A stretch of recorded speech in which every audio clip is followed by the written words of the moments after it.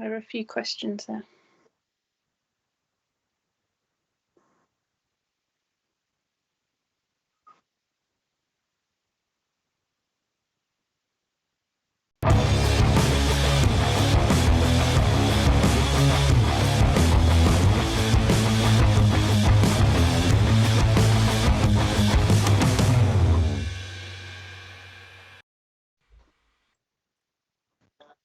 Good afternoon. Welcome to. Can hear your feedback. Hear your feedback coming through. Just to make sure your phone's turned off. We've got Corin with us today. So yeah, welcome to. Here we go again. Oh. This happens every time, and it's me this time. I'm too It's not busy me. telling you. I'm too busy telling you to turn it off. Mine's off. If that goes again, then I won't know where it's coming from. Oh my God.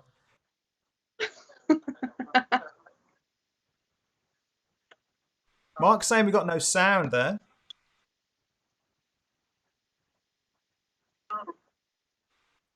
Have you got sound from me, or sound from Dave, or sound from neither?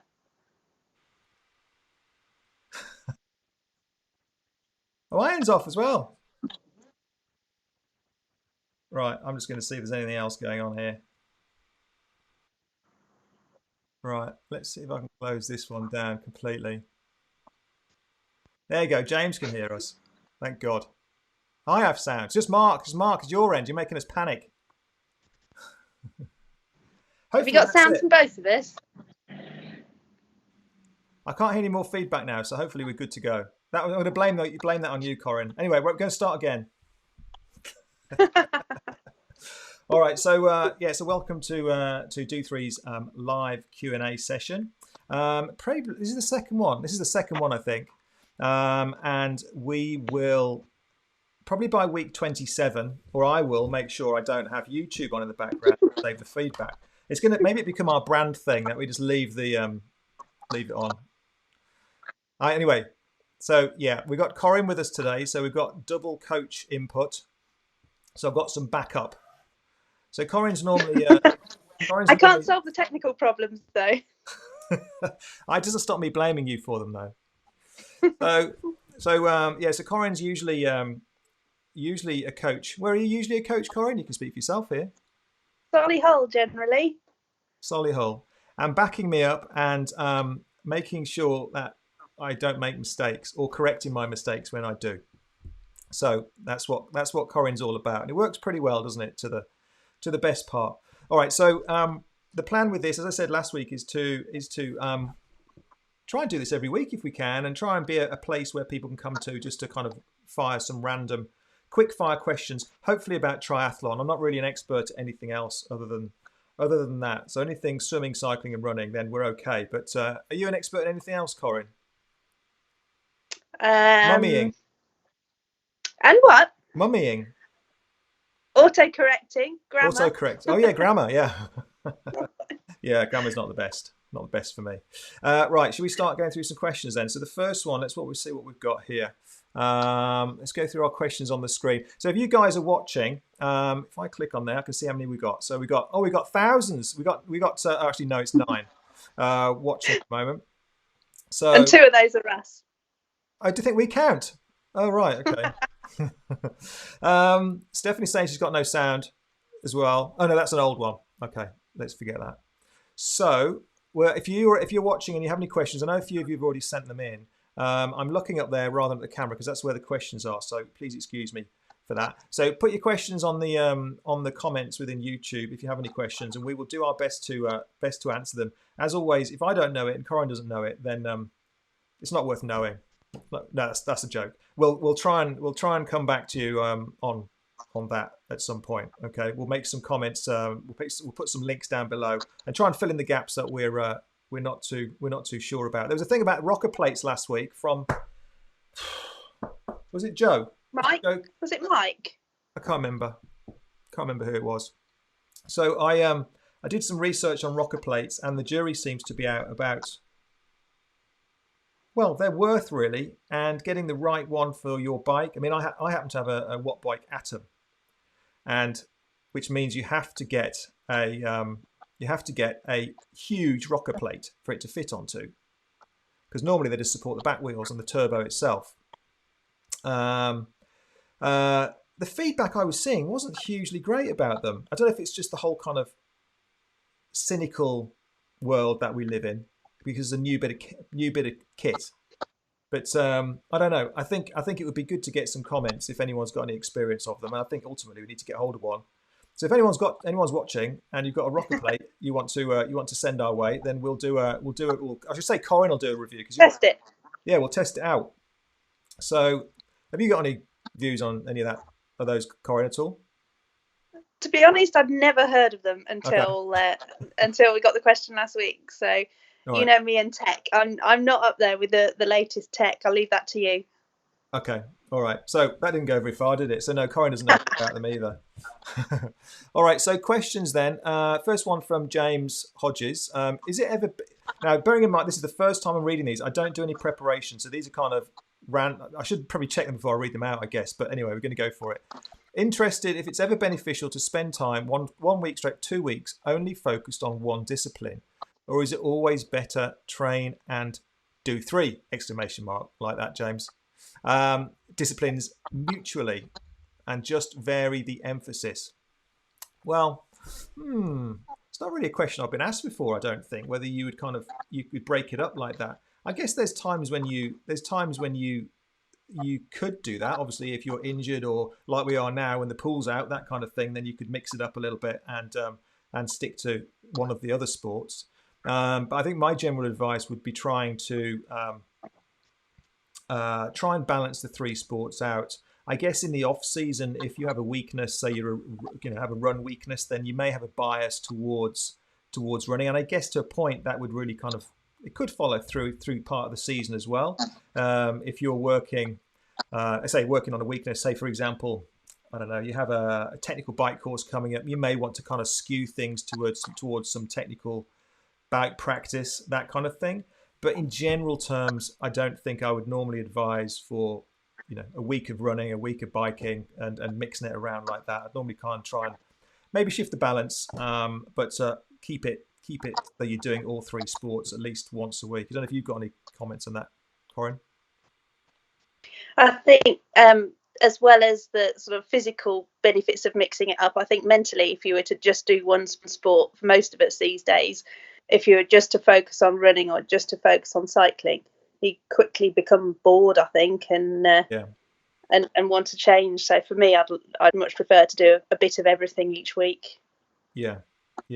And I guess most triathletes have a favoured 1 or 2 sports. So what will happen is the less favoured one. Usually the swimming for most people would end up not being done at all. And then when it came down to it, there'd be a bit of difficulty there with the swimming side of things. But that's our kind of view on it, James. If you're watching, then obviously feel free to fire over another question or a kind of a follow up to that, and we'll take it a little bit further. I'd be interested to know why you're kind of asking that question, James.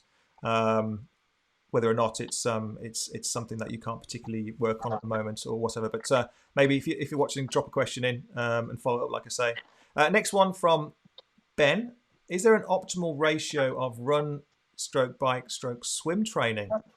It's kind of a similar-ish question, isn't it, I guess? Say you've 20 hours available, what should you do? Now, there's in the textbook coachy world, which I don't kind of really adhere to very often, I'm sure there's a ratio for this kind of stuff. I'm sure you know what it is, Corin.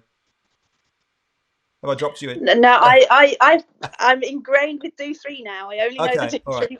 Right. We've forgotten all the other More stuff. than my job's worth. Yeah, I don't know what it. I think it's kind of.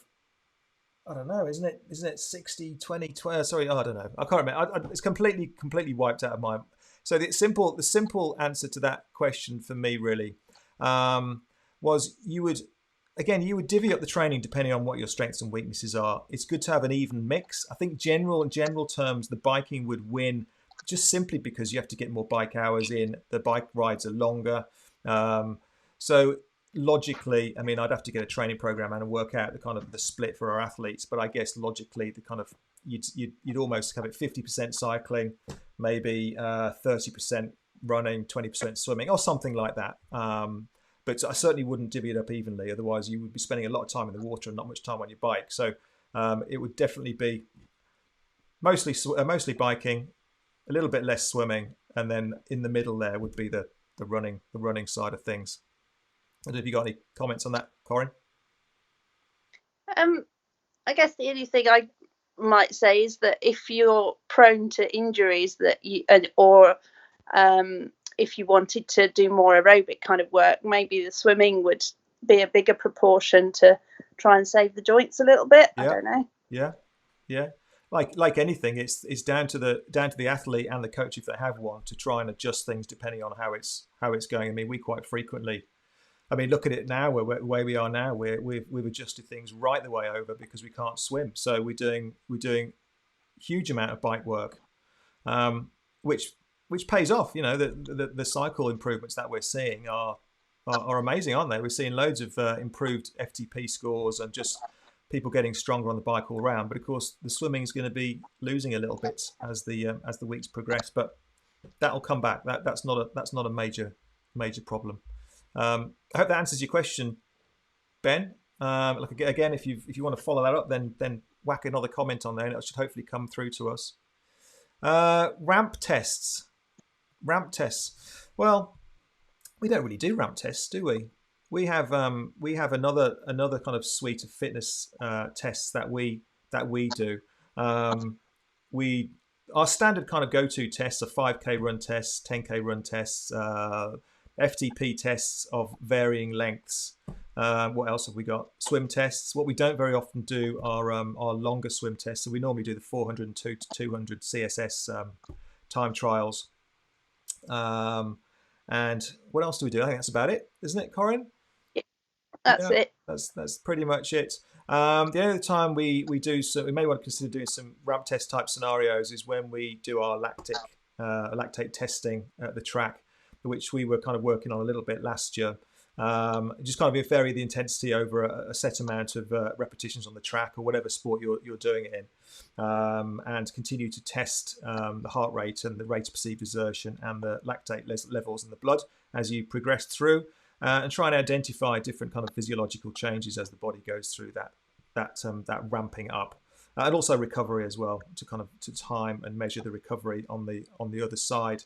But it's not something that we do very often. It's something a bit more involved. And the kind of the nature of the way we coach with the squad at the moment, it doesn't really kind of happen all that much. We do spend a little bit of time with individual athletes, a bit closer when it's needed. So that's something we could consider then. But at the moment, that's all we do with that. I can see you're putting loads of things on there, Stephanie. So if you've got any kind of follow-up questions, not sure where that's kind of coming from, then obviously again feel free to put another comment on there. Right, next one, Stephanie again. Tire pressure on a smart trainer. What do you use, Corin?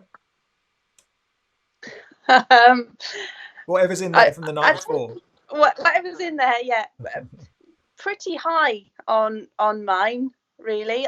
I don't know what the advantages and disadvantages of having different tire pressure on the turbo is, but yeah. I tend to ride mine quite hard. Yeah. I it's been a while since I've had a type of turbo where the tire is pressing on effectively a friction wheel at the back of the turbo.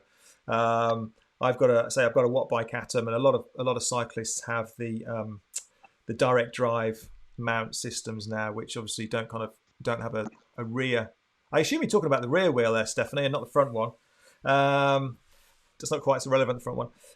So yeah, in my experience of I guess the more standard turbo would be that it's a variation. As long as you get the pressure right between the tire pressure and the actual, normally you can wind the friction kind of roller closer to the tire.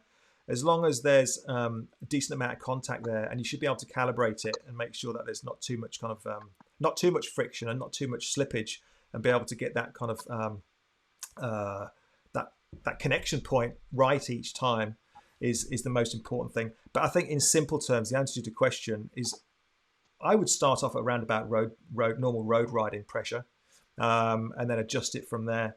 But again, if different trainers have different type of calibration setups on them, so it may well be that it might be a bit different on yours. But again, if you want to follow that up, Stephanie, just put a comment on there, and we'll take that another step for you, further for you. Right, so another one, Mark. Oh, it's ramp tests again. Where's all this ramp testing coming from? Have Mark and Stephanie been talking to each other about? I think Zwift's obviously got one on there. Oh, I see. Is that where it's coming from? Okay, maybe I should read the Zwift article and see why they. I actually did catch a glimpse of something about ramp testing. I didn't actually read it, but I kind of I saw that it was I saw that it popped up. So I think that's probably where it's coming from. I think you're quite right there. No, we still use FTP tests, as you know. It's worked well for us as experienced coaches. We know whether or not zones are right because we speak to athletes, and we know how athletes should feel based on feedback, whether they're in and around about the right place. Obviously, if you're an athlete and you're not coached, or you're inexperienced, then it's going to be more difficult for you to kind of suss that out.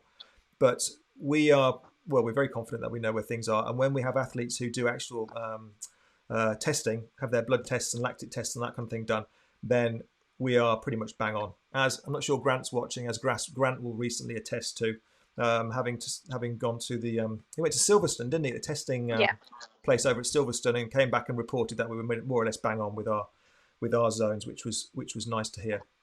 But no, if you want to do ramp tests, Mark, I don't know, what can we do? We can go through it with you, Mark, if you want us to really put you through the mill. But I think what we're doing together works all right, so I wouldn't worry too much about it. Stop reading things on the internet as well. It can blow your brain. My God, Stephanie and Mark are definitely on something here. Stephanie's next question: FTP testing. What's that? Okay, indoor, outdoor, aero, road. Should these be just marginal differences? What I should do actually is I should go like that, shouldn't I? Look at that. That's better. I'm putting the question on the screen now, Corinne. I forgot I could do that. There we go. I can't see it. It's right over your face. I'll move it down. FTP testing. Oh, okay. I think Stephanie's basically asking what's the kind of situation, when should you do it? You know, if you're what's the best kind of setup for you to do it on? I think the simple answer to that question, Stephanie, is it depends what you're doing in terms of your training at that moment in time. So what I would get athletes to do is if they're training indoors, then do the FTP test indoors. If you're training outdoors, do the FTP test outdoors, because you will get slightly different results. The riding conditions are different. What I always recommend is people use the same bike, ideally. So if you're a time trialer, you're a TT bike rider, or you're a road bike rider, then you do your FTP test on the bike you're going to be racing on, so that your zones are your training zones are as accurately set up as they can be for the specific type of training that you're going to do. There's no point, and I get this a lot, there's no point going out and doing your FTP test on the road on a road bike if you're going to be doing the bulk of your training on the turbo on a TT bike, because it's just going to work out. It's just going to work out differently. And also the power measurements will be different. If you have power on the turbo power reading can be different to the bike power reading as well. Quite considerably different, as we've recently found out, haven't we? Yeah, I think certainly on mine there's 60 watts difference between my turbo power and my Garmin, my power meter on my bike. So if I used my Zwift FTP, it would be a load of rubbish when I went out on the road. All I would say for doing FTP tests on the road is you have to be able to find somewhere that you can get a good solid 20-minute hard effort without having junctions and bends to ease off on and things, because it's difficult to get as accurate sort of steady power on the road compared to on the turbo. Yeah, no, absolutely. Yeah, you could quite easily justify, and we have done this occasionally, we're trying to avoid it because it gets complicated, but having two sets of zones working to two different FTPs, depending on the circumstances. But things are complicated enough as it is without making things worse by doing that sort of thing. So the simple answer is try and keep it as simple as close to your racing setup as you can get it. And while we're touching on this, another thing I'd like to say is that you should really be riding your bike as though you're riding in the kind of style that you'd be riding in a race. And again, I see TT bike riders sitting up on the turbos all the time, and you should be down on your aero bars. If that's the way you're going to be riding, you need to be training this kind of the muscles in a specific kind of way that you're going to be using them during a race. You can generally hold a little bit more power sitting up. So get people doing FTP tests sitting up and getting amazing results, and then get them to go out and do some riding, and they can't get anywhere near their zones because they've not cheated. It's not cheating, but it's just kind of, it's not doing it in the best possible way. I think that's kind of answered that. Corinne, is there anything else you can think of for that? Yeah. No. No? Okay, good. Right, okay, so no sound. We've got all the no sound comments now. I think they're all old ones.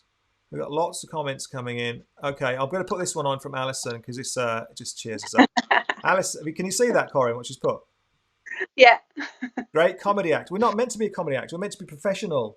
Thanks, Alison, but we'll take that. I think she was referring to you there, Dave. I think she says, not you. Devil.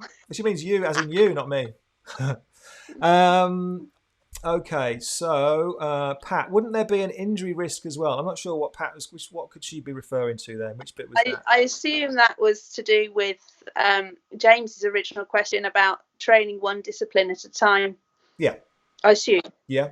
There could be. I mean, if you suddenly, well, it's the best way of explaining it. We are getting a lot of athletes to do a lot of biking at the moment because biking is more forgiving. If we'd have got everyone to go out and do a shed load of running instead of their swimming, then there'd be injuries all over the place. So yeah, from that respect, absolutely, you've got to be really careful.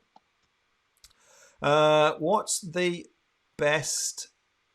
I'm just reading ahead to Stephanie's last comment. I'm trying to figure out what she means by it. Thanks, Pat. So we answered the right question for Pat there. That's good. What's the best plan stroke strategy for an FTP test? Do you mean how to break it up, Mark? I think you might mean there. Do you want to go for that one, Corinne? What's your strategy? But my strategy, I do what I'm not supposed to do. So do I tell people what I'm supposed to do? No, I tend to have an idea in my head of where I think I am. Yeah. And kind of aim at that. But I think sort of for the first 5 minutes, you're supposed to kind of build up to max effort, then hold that for 10 minutes, and then just hang on for dear life for the last 5 and try your darndest to keep it. Yeah. Keep it steady, but yeah. It is basically all out as long as you can. Yeah, I think the best, and again, I think it was I don't know if it was Chris Boardman or Bradley Wiggins or somebody like that came out with they published a 5-minute strategy, dividing it up into 5 minutes. And to be honest, I can't remember exactly what the detail was, but it was something along the lines of, the first 5 minutes you kind of you go off at a steady power, but you build up to the effort over the first 5 minutes. The kind of about the effort, or maybe a little bit above the effort, just a tiny bit above the effort, you think you're going to be able to expect to hold throughout the 20-minute test. So that's the first 5 minutes. The first 5 minutes should always be free because you're fresh. It should be no bother. If you're absolutely on your knees during the first 5 minutes, you've gone off too hard. So it should feel hard but sustainable. The next 5 minutes is you kind of settling down into a rhythm. And just trying to hold the power there. The third 5 minutes, what's the third 5 minutes? The same as the second 5 minutes, really, isn't it? It's just kind of hanging on as much as you can, and just trying to concentrate. And it's when you need to start thinking about your motivational kind of quotes and watching the YouTube videos and all that kind of stuff. And then the last 5 minutes. I find the third 5 minutes slightly easier because you're over halfway then. Yeah. So the first 5 minutes, I kind of feel, oh my God, I think I've overcooked it. The second 5 minutes, I think this is never going to work. And then after you're halfway, you think, actually, maybe I could do it. Yeah. No, I do. I think that actually as well. When I'm doing a ride, and this is what we're talking about ultimately here, is dividing it up. Because if you think I've got 20 minutes of pain, then mentally it's not the best way to prepare, is it? You want to divide it up into chunks. And I do. If I'm doing any kind of longer interval, I'll even think that's a tenth gone, or that's 1/20th gone, and that's halfway. Certainly, you're right in what you say. The halfway point just seems to be the tipping point, and I genuinely feel like I'm on the way back then, albeit it's normally harder on the way back, but so be it. And then I always say when I'm going through training with people that I kind of almost feel like the last maybe the last two intervals, but certainly the last interval, the last section it's the hardest, but it's also the easiest, because people can always push hard at the end when they know it's the end of what they're doing. It's like the finishing line is in sight. Even though you're suffering, you can see an end to it, and you should be able to push on at least a little bit towards the end. So that's what I'd say really, is divide it up into the 5-minute chunks. Don't go off too hard. Build yourself up to a roundabout target power. Hold that as best you can. Just try and think about staying strong, staying stable, keeping those legs turning, and try to almost kind of call it a quiet mind. Quieten your mind down and think about how strong you're feeling, how good you're feeling. Don't think about how much you're suffering and how much you hate it, because again, that'll flick a switch and you can start to suffer a little bit more. We've all had that switch flicked at some point, and it can be a downward spiral from there. Just actually, in relation to that, I'm going to start waffling now. But in relation to that, I've done the London Marathon several times, and just thinking about kind of mental switches flicking in your mind.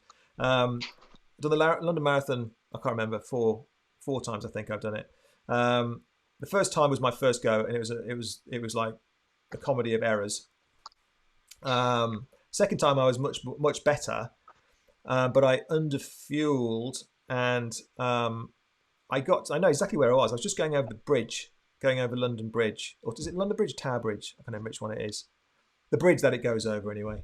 And before you turn right, just about the halfway point, and I ran out of gas. I completely ran out of gas, just as pretty much as I went under the halfway point thing over the road. And I got around, and it was okay. It was a bit of a struggle. And then I can't remember if it was the next year or the next time I did it anyway, I was panicking about reaching that same point. I was panicking. I was absolutely fine. I was well fueled, but I was panicking about reaching the same point. And I got to that point, and I could feel my heart rate starting to go up.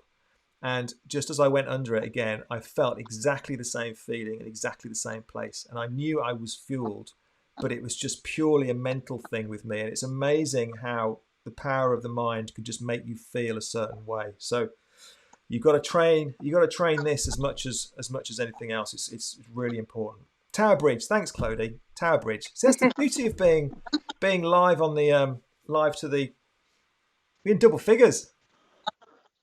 We're in double figures. Sorry. Yeah, Clody's probably logged in 3 times. Anyway, so that's that. You got anything else on that, Corin? Is that all good? I think power, just something.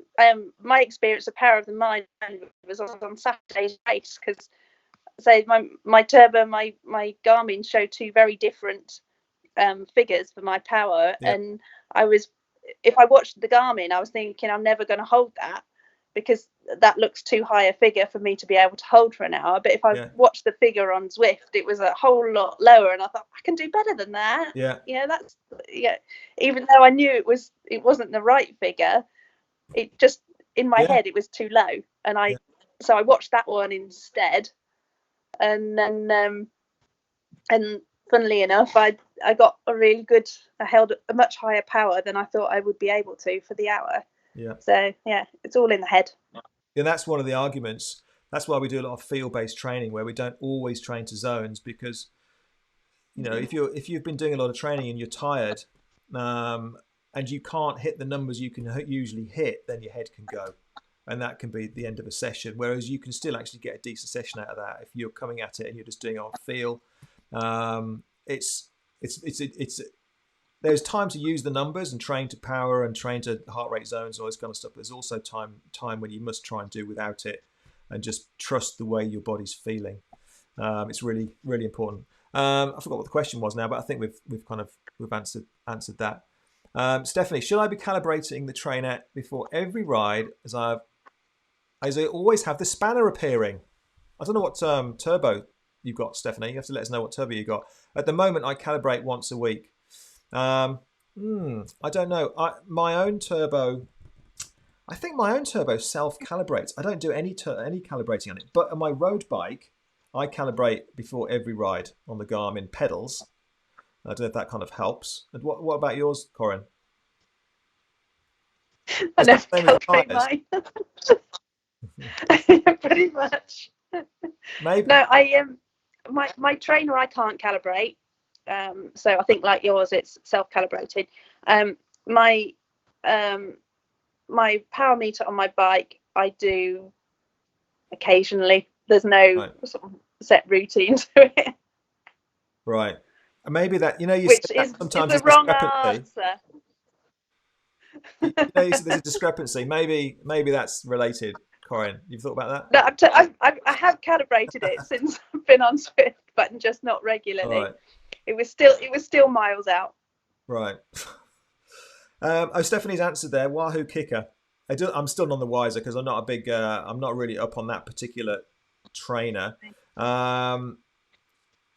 I think you would know, Stephanie. I think Mark's got one. Yeah, yeah. Ask within the squad, Stephanie, and see what the feedback on that is. They all seem to have a different kind of setup. What I would say is that you would, if it's out, then depending on how far it's out, you probably wouldn't notice that much anyway.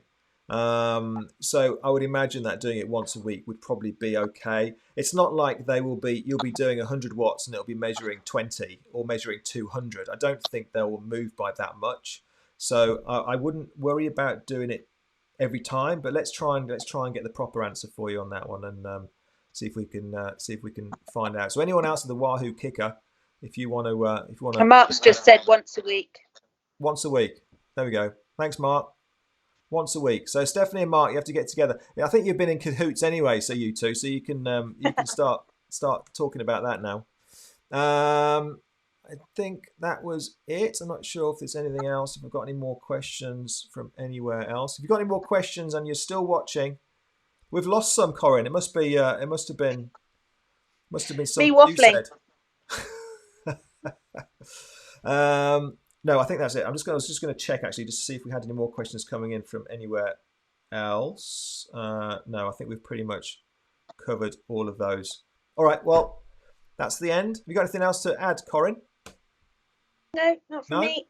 Okay. All right. Well, I hope you found that reasonably, if not useful, then certainly entertaining, the early parts anyway. It's much nicer. I did this on my own last time, and it's much nicer having someone else to share the pain with. So thanks for that, Corin. And Not as much use. But... No, it's all good. It's all good. It's easier to talk when there's two of you, isn't it? And we can blame each other. Anyway, all right. Well, thank you very much. And yeah, see you next time. Bye-bye. Bye. Bye-bye.